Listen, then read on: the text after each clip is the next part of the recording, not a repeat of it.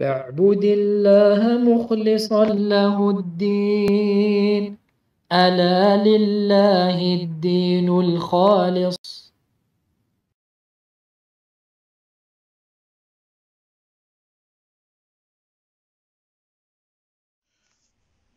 إن الحمد لله نحمده ونستعينه ونستغفره ونعوذ بالله من شرور أنفسنا ومن سيئات أعمالنا، من يهده الله فلا مضل له ومن يضلل فلا هادي له، وأشهد أن لا إله إلا الله وحده لا شريك له، وأشهد أن محمدا عبده ورسوله صلى الله عليه وعلى آله وصحبه وسلم. يا أيها الذين آمنوا اتقوا الله حق تقاته ولا تموتن إلا وأنتم مسلمون. يا أيها الناس اتقوا ربكم الذي خلقكم من نفس واحدة وخلق منها زوجها وبث منهما رجالا كثيرا ونساء، واتقوا الله الذي تساءلون به والأرحام إن الله كان عليكم رقيبا. يا أيها الذين آمنوا اتقوا الله وقولوا قولا سديدا يصلح لكم أعمالكم ويغفر لكم ذنوبكم، ومن يطع الله ورسوله فقد فاز فوزا عظيما. أما بعد، فإن أصدق الحديث كتاب الله، وخير الهدي هدي محمد بن عبد الله، وشر الأمور محدثاتها، وكل محدثة بدعة، وكل بدعة ضلالة، وكل ضلالة في النار. ثم أما بعد، إخوتي في الله والأخوات، السلام عليكم ورحمة الله وبركاته. فما زلنا بحمد الله سبحانه وتعالى نقرأ التمهيد لشرح كتاب التوحيد الذي هو حق الله على العبيد لمعالي الشيخ الصالح ابن عبد العزيز آل الشيخ حفظه الله تعالى. وما زلنا نشرح بابا من الشرك، لبس الحلقة والخيط ونحوهما لرفع البلاء أو دفعه. فقال المؤلف رحمه الله: وقول الله تعالى: قل أفرأيتم ما تدعون من دون الله إن أرادني الله بضر هل هن كاشفات ضره، الآية. وعن عمران بن حسين رضي الله عنه أن النبي صلى الله عليه وسلم رأى رجلا في يده حلقة من صفر، فقال: ما هذه؟ قال: من الواهنة. فقال: انزعها فإنها لا تزيدك إلا وهنا، فإنك لو مت وهي عليك ما أفلحت أبدا. رواه أحمد بسند لا بأس به. وله عن عقبة بن عامر مرفوعا: من تعلق تميمة فلا أتم الله له، ومن تعلق ودعة فلا ودع الله له. وفي رواية: من تعلق تميمة فقد أشرك. ولابن أبي حاتم عن حذيفة رضي الله عنه أنه رأى رجلا في يده خيط من الحمى فقطعه، وتلا قوله تعالى: وما يؤمن أكثرهم بالله إلا وهم مشركون. طيب، فبحمد الله سبحانه وتعالى وصلنا إلى قوله: وله عن عقبة بن عامر رضي الله عنه مرفوعا: من تعلق تميمة فلا أتم الله له، ومن تعلق ودعة فلا ودع الله له. المقصود من هذا الحديث ذكر لفظ تعلق. وتعلق يعني أنه علق، وتعلق قلبه بما علق. المقصود بلفظ تعلق يعني أنه علق وتعلق قلبه بما علق. ولفظ تعلق يشمل التعليق وتعلق القلب بما علق. أعيد: لفظ تعلق يشمل التعليق ويشمل أيضا تعلق القلب بما علق، فهو نوع لبس. والمعنى أنه تعلق قلبه بما لبس، سواء كان المعلق في صدره أو يده أو في أي موضع آخر. فالمقصود أن يكون قلبه معلقا بما تعلق. طيب. والتميمة لها معنى سيأتي شرحه لاحقا إن شاء الله أي في الباب التالي، لكن هي نوع خرزات وأشياء توضع على الصدور الصغار غالبا، وقد كذلكم يضعها الكبار لأجل الدفع العين أو دفع الضرر أو الحسد أو أثر الشياطين ونحو ذلك. Donc on est arrivé toujours donc dans le chapitre concernant le fait que le fait de porter donc l'anneau ou le fil autre que cela afin de repousser le malheur ou de le dissiper font partie du polythéisme. La parole de l'auteur ici qui dit et donc selon Uqba ibn Amir radiyallahu anhu marfu'an, donc marfu' c'est une terminologie indiquant le fait que le hadith remonte au messager d'Allah sallallahu alayhi wa sallam, donc il a dit celui qui est attaché à un talisman qu'Allah Jalla wa Ala ne réalise pas ce qu'il désire. Celui qui est attaché à une wada'a, on verra c'est quoi wada'a, qu'Allah Jalla wa Ala ne lui laisse pas cela ou ne lui procure pas la sérénité ou la paix ou le repos. Taïb. On va expliquer Inch'Allah le hadith. Ainsi donc, ce qui est visé ici dans ce hadith, c'est le terme surtout ta'allaqa. D'accord, le verbe ici, ta'allaqa, être attaché à. Donc ta'allaqa, ici il renferme deux sens. Le premier sens, celui qui accroche sur soi. D'accord? Et le deuxième sens, celui dont le cœur est attaché à ce qu'il s'est accroché. Donc je répète, le verbe, le mot, ici, ta'allaqa, il renferme premièrement at-ta'liq, c'est-à-dire le fait de s'accrocher quelque chose sur soi, mais aussi ta'alluqul qalb, le fait que le cœur de cette personne-là, il est attaché à cet objet qu'il s'est accroché sur lui. D'accord? Donc c'est une sorte d'habillage, ou si vous voulez, de revêtement, ou de port, le fait de porter cet objet-là sur soi. D'accord? Donc le sens, c'est que le cœur de cet individu, il est attaché à ce qu'il porte. Que ce soit cet objet qu'il porte sur lui, un objet qui est porté sur le torse par exemple, sur la main ou sur n'importe quel endroit du corps. Ici donc, ce qui est encore une fois visé dans ce hadith, le fait que le cœur il est attaché à cet objet-là que la personne s'est accrochée sur elle. D'accord? Donc at-tamima, on peut traduire par amulette ou talisman. At-tamima, bien sûr, il a un sens ici, qu'on va d'ailleurs expliquer dans le chapitre suivant, si Allah le veut. Mais, si vous voulez, c'est une forme de kharazat, une sorte de perle, ou des choses que on va notamment poser sur le torse des enfants de façon fréquente ou générale, mais il se peut que des adultes également portent ce genre d'objet avec l'objectif de repousser le mauvais œil, par exemple, ou de repousser le mal ou la jalousie ou l'influence des diables et des démons. Et autre que cela, parmi les objectifs des gens qui font cela.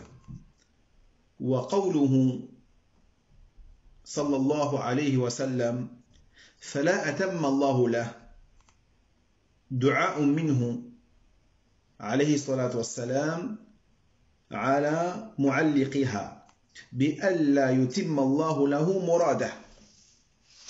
لماذا؟ لأن التميمة أخذت من تمام الأمر وسميت تميمة لاعتقاده فيها أنه بها يتم له الأمر الذي أراد، فدعا عليه الرسول صلى الله عليه وسلم بألا يتم الله جل وعلا له ما أراد. Donc, la parole ici du prophète alayhi salatu wassalam, fala atamma Allahu la. Donc celui qui est attaché à un tamima, qu'Allah Jalla wa ala ne lui réalise pas pour lui ce qu'il désire. Car il faut savoir que at-tamima, le terme justement de at-tamima, il est tiré justement de tamam al-amr. Tamam al-amr, c'est-à-dire la réalisation de l'affaire ou l'achèvement de l'affaire. Donc cet objet-là, il a été appelé justement tamima, eh bien à cause de cette croyance chez la personne qui est que grâce à cette tamima, eh bien son affaire se réalisera ou sera parachevée comme il le désire. Et donc ici, c'est bien une invocation que le messager sallallahu alayhi wa sallam a faite contre la personne, en défaveur de la personne. Il a invoqué, il a demandé à Allah Jalla wa ala de ne pas justement réaliser ce qu'elle désire. طيب. نعم. فقوله صلى الله عليه وسلم ومن تعلق ودعة فلا ودع الله له. الودعة نوع من الصدف أو الخرز يوضع على صدور الناس أو يعلق على العضود ونحو ذلك لأجل دفع أو رفع العين ونحوها من الآفات. ومعنى قوله فلا ودع الله له دعاء عليه أيضا، معناه فلا تركه ذلك ولا جعله في دعة أي في سكون وراحة، وإنما دعا صلى الله عليه وسلم عليه بذلك لأن ذاك المعلق أشرك بالله جل وعلا. Puis il dit le prophète salawatullahi wa salamuhu alayhi, celui qui est attaché à une wada'a, fala wada'a Allahu la. Donc, el wada'a, qu'est-ce que c'est? C'est une forme de coquillage. D'accord? El wada'a, c'est une forme de coquillage ou de perle qui va être mise sur le torse de la personne, mais aussi autour du bras, par exemple, et autre que cela. Dans le but, encore une fois, de repousser le mauvais œil ou de le dissiper. Et autre que cela, parmi les calamités ou les fléaux. Donc lorsqu'il dit le prophète, salawatullahi wa salamuhu alayhi, fala wada'a Allahu la. Encore une fois, c'est une dua ici qu'il fait. Donc là, c'est la seconde invocation qu'il fait, sallallahu alayhi wa sallam, contre celui qui fait ça. D'accord? Donc le sens, c'est qu'il demande à Allah Jalla wa ala de ne pas lui laisser cela. Et de ne pas lui donner justement ce qu'il désire comme sérénité, comme paisibilité, ou repos. Et donc il a invoqué encore une fois contre la personne qui fait ce genre de choses-là, car celui qui accroche cet objet-là, yani le wada'a sur elle, eh bien, elle aura associé à Allah tabaraka wa ta'ala. وقال المؤلف رحمه الله بعد ذلك: وفي رواية من تعلق تميمة فقد أشرك، لأن تعليق التمائم والتعلق بها شرك أصغر، وقد يكون أكبر بحسب حال المعلق، كما سيأتي تفصيل الكلام عليه إن شاء الله تعالى. Dans une version, il dit le prophète alayhi salatu wassalam, celui qui est attaché à un tamima, il a certes associé yani à Allah tabarak wa ta'ala. Car le fait de s'accrocher des tamaim, des talismans, des amulettes, et le fait d'y être attaché, hein, c'est du polythéisme inférieur, mineur. Mais il se peut qu'il soit majeur, comme on l'a déjà vu. Cela donc par rapport et en fonction à la croyance de la personne qui s'est attachée à cet objet-là. Comme on le verra, bi'idhnillahi azza wa jal, dans les détails de la parole, insha'Allah ta'ala. فهذا الحديث كما قال العلماء فيه تصريح بأن تعليق التمائم شرك، لما أو لما يقصده من علقها لدفع ما يضر أو جلب ما ينفع، وهذا أيضا ينافي كمال الإخلاص الذي هو معنى لا إله إلا الله، لأن المخلص لا يلتفت قلبه لطلب نفع أو دفع ضر من أحد سوى الله جل وعلا.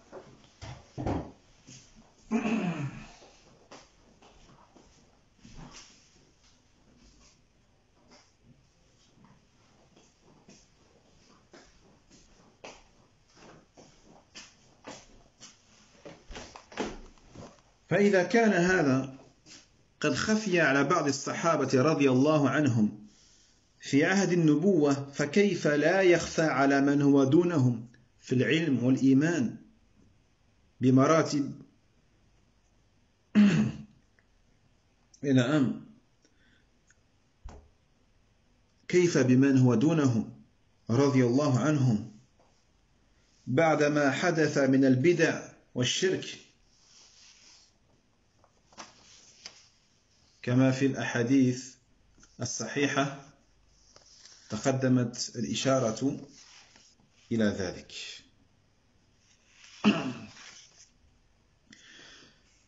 Donc ce hadith contient de manière explicite le fait que le port de talismans ou des amulettes est du polythéisme, à cause de ce que la personne a comme intention lorsqu'elle fait cela, et qui est donc de repousser ce qui lui nuit ou lui porte préjudice, ou le fait de ramener au contraire quelque chose qui lui est bénéfique. Et cela également s'oppose à la complétude de l'ikhlas, de la sincérité absolue pour Allah subhanahu wa ta'ala, et qui est le sens même de la ilaha illallah. Car al-mukhlis, celui qui fait preuve de sincérité absolue pour Allah tabaraka wa ta'ala, son cœur n'est tourné dans la demande de bénéfice ou dans le repoussement du mal, il n'est tourné vers personne si ce n'est vers Allah tabaraka wa ta'ala. Donc regardez ici dans ce hadith comment cette chose-là, elle était ignorée de certains parmi les compagnons du prophète sallallahu alayhi wa sallam, à l'époque du prophète salawatullah wa salamuhu alayhi. Que dire alors des gens qui ne sont pas des compagnons, hein? Comment donc cette chose-là ne peut ne pas être ignorée des gens qui n'ont pas atteint le degré de ces compagnons radiyallahu anhum, ni dans la science, ni dans la foi, surtout après ce qu'il s'est produit comme innovation et comme associationnisme à notre époque notamment. D'accord? Donc cela on l'a vu dans les différents hadiths authentiques qui ont déjà précédé. D'accord? Donc, dans le hadith, on a vu d'Imran ibn Hussein, l'homme qui portait le halqa, l'anneau, était un compagnon qui a vécu donc à l'époque du prophète, alayhi salatu wassalam. Taïb, un âme.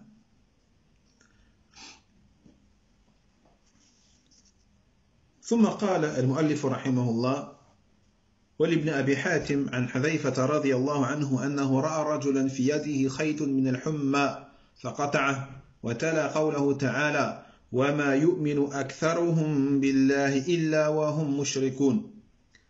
فمناسبة هذا الأثر للباب ظاهرة، وهي أن حذيفة الصحابي رضي الله عنه رأى رجلا في يده خيط من الحمى فقطعه، واستدل بالآية على أن ذلك من الشرك.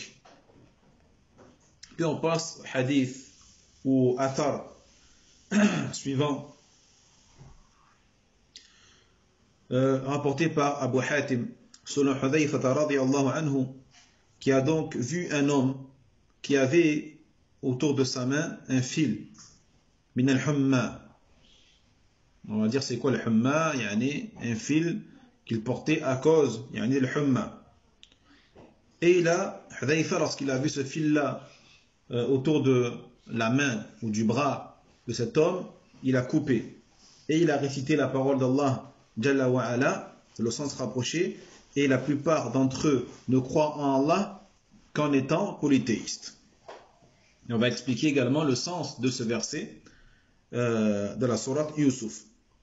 Donc ici le lien ou le rapport entre ce hadith ou ce athar et le chapitre, il est clair, bihamdillah subhanahu wa ta'ala, il est que Hudhayfa, le compagnon radiyallahu anhu, a vu donc un homme qui avait autour de sa main ou de son bras un fil min al-humma, à cause de l'humma, et il a coupé.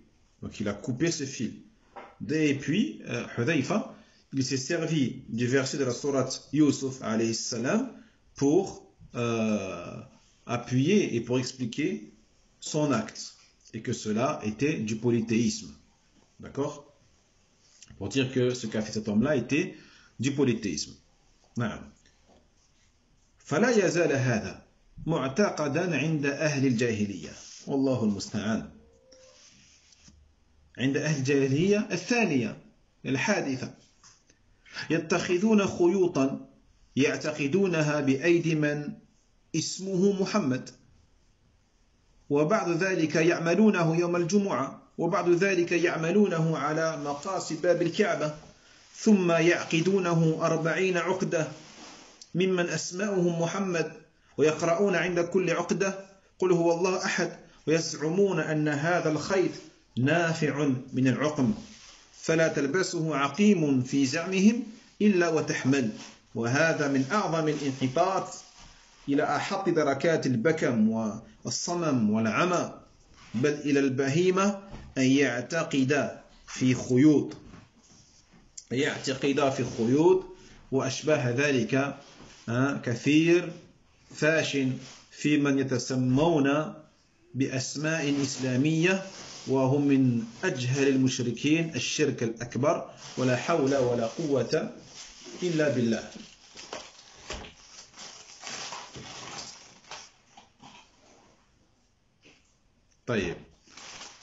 Et malheureusement, cette forme de croyance est toujours présente chez les gens de Al-Jahiliya Al-Thaniya, comme on appelle les gens de la seconde Jahiliya. Ces gens-là, ils prennent des fils et ils ont une croyance par rapport à ces fils. Et ils les mettent autour de leurs poignets ou de leurs bras. Et ces gens-là, certains s'appellent Mohammed, portent le prénom de Mohammed. Certains d'entre eux font cela le jour du vendredi, Yawm al-Jumu'ah. Certains d'entre eux font cela devant la porte de la Kaaba. Hein, ils font des nœuds sur le fil. Ils font 40 nœuds. Et ces gens-là, certains se rappellent Mohammed, portent le nom du prophète d'Allah, tabaraka wa ta'ala. Et ils lisent, sur chaque nœud, ils lisent Qul huwa Allahu ahad. Et ils prétendent que ce fil, hein, il est bénéfique. Et ce fil, il les protège, notamment de l'infertilité ou de la stérilité. Et que celui qui est infertile, lorsqu'il va porter ce fil, selon eux, ou celle qui va porter ce fil, selon eux, tombera enceinte. Et ceci, en vérité, est la plus grande dégradation qui soit au plus bas degré de mutisme ou de surdité ou de cécité. Plus que cela, ils sont tombés, ces gens-là, dans la bestialité, au niveau des animaux, pire que les animaux, car ils croient en cet objet-là qui est un fil et autre que cela.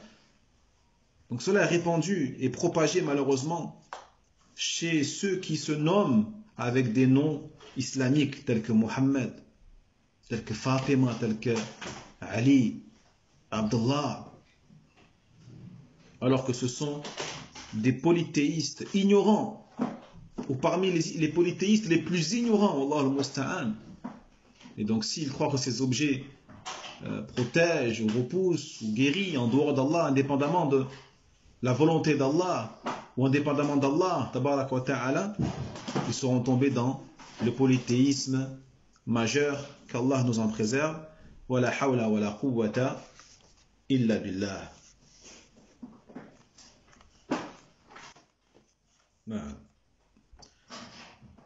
ثم قال المؤلف رحمه الله: ومن هنا تعليلية، يعني أنه علق الخيط لأجل رفع الحمى أو لدفعها، ومن لها معان كثيرة فتكون تبعيضية وتعليلية وغير ذلك.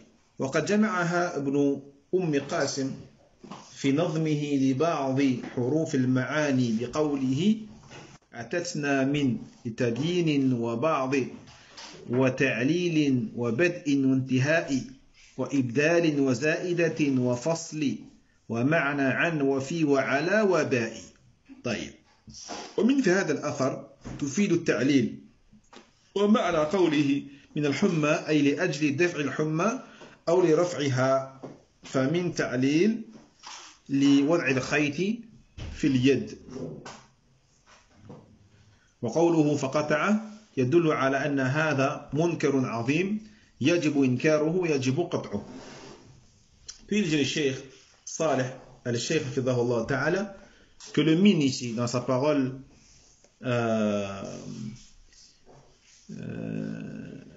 أنه رأى رجلا في يده خيط من الحمى، في يده خيط من الحمى. Donc le min ici c'est un min explicatif, c'est-à-dire qu'il va indiquer la raison pour laquelle cet homme s'est accroché ce fil sur lui.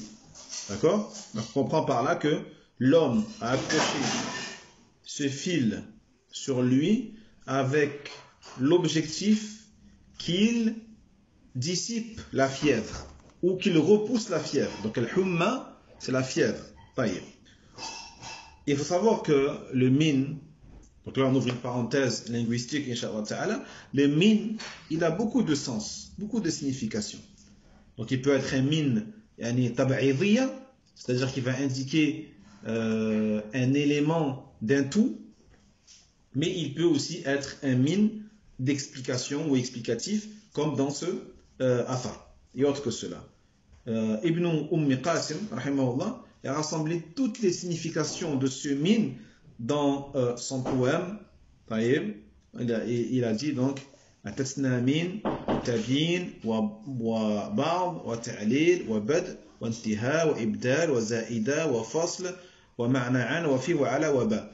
Donc on voit ici qu'il a mentionné 12, en tout 12 significations différentes de harf, de la particule min. D'accord? Mais dans cet athar, donc dans cette narration rapporté par Ibn Abi Hatim, yani, ce min, il a le sens ici d'explication. Il est explicatif. C'est-à-dire que le sens de min al-humma, c'est-à-dire dans le but de repousser la fièvre ou de dissiper la fièvre. D'accord? Donc ici, le min nous donne la raison pour laquelle cet homme-là s'est accroché ce fil dans sa main.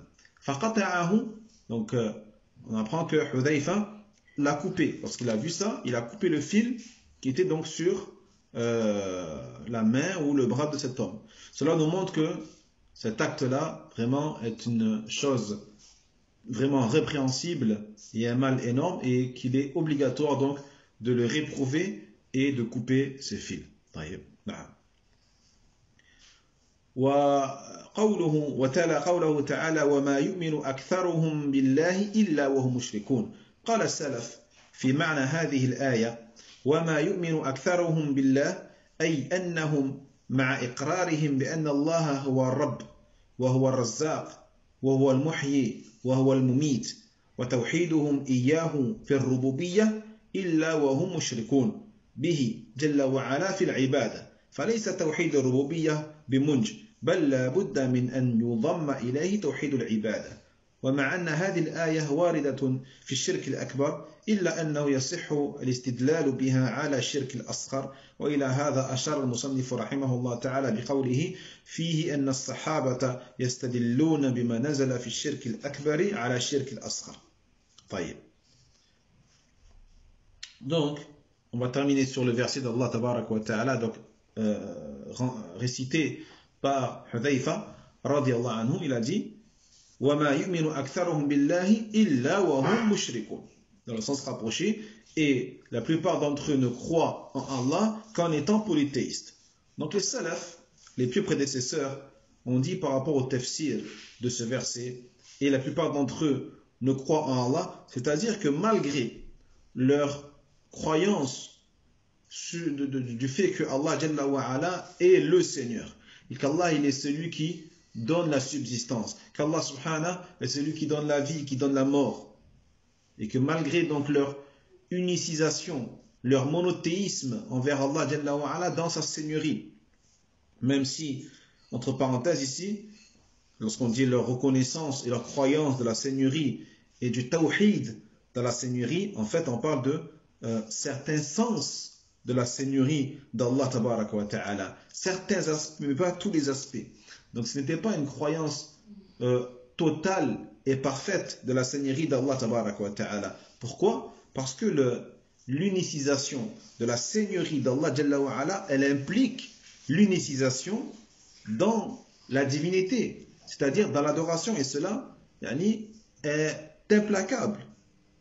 Donc la preuve de cela également, du fait qu'ils n'ont pas cru en la seigneurie d'Allah Jalla wa Ala de manière totale et complète, et bien le fait tout simplement qu'ils croyaient en des choses, en des objets, en des créatures, au niveau du profit, au niveau de la nuisance, et donc cela est du polythéisme aussi dans la seigneurie. Cela est aussi du polythéisme dans la seigneurie. Mais donc malgré quand même le fait qu'ils aient une certaine croyance du monothéisme, de la seigneurie d'Allah Tabaraka wa Ta'ala, Allah dit illa wa hum mushrikoun. Illa wa hum mushrikoun, qu'en étant polythéiste, qu'en associant Allah Jalla wa Ala dans quoi? Dans l'adoration. Dans l'adoration. D'accord?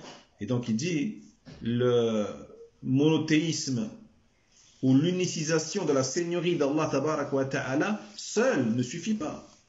Ne suffira pas à sauver et à épargner la personne du feu de l'enfer.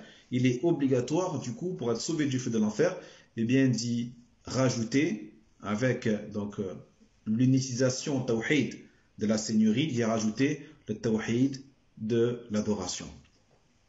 Donc, même si ce verset-là fait allusion au polythéisme majeur, il est bien sûr correct et valide de l'utiliser pour argumenter au sujet du polythéisme inférieur.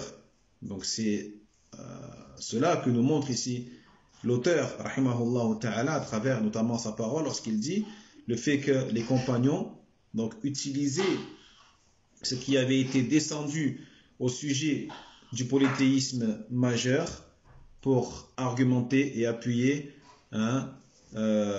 les formes de polythéisme inférieures. D'accord? Donc tu peux utiliser, comme l'ont fait les Sahaba, certains versets traitant du polythéisme majeur pour réfuter et pour montrer la gravité ou la nullité du polythéisme inférieur. هذا والله تعالى أعلم. نكتفي بهذا القدر إن شاء الله تعالى والعلم عند الله وآخر دعوانا أن الحمد لله رب العالمين وصلى الله وسلم على نبينا محمد وعلى آله وصحبه أجمعين وسلم تسليما وجزاكم الله خيرا والسلام عليكم ورحمة الله وبركاته. وينجي الله الذين اتقوا بمفازتهم لا يمسهم السوء ولا هم يحزنون.